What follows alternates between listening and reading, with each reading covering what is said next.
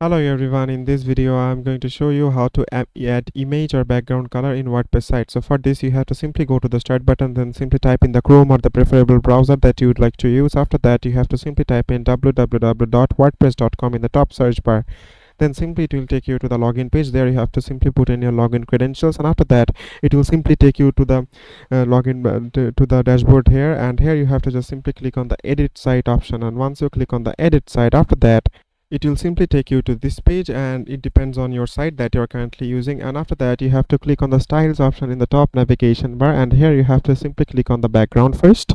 Once you click on the background, here you will get the option of add background image, and once you click on the add background image, you can just simply choose two from here. Here you can see open media library and upload, and from upload if you click on upload, after that you can just simply upload it from your device. And after that here you can see we have already uploaded the image in our background. And now if you'd like to change the color, what you need to do is simply get back to the page again.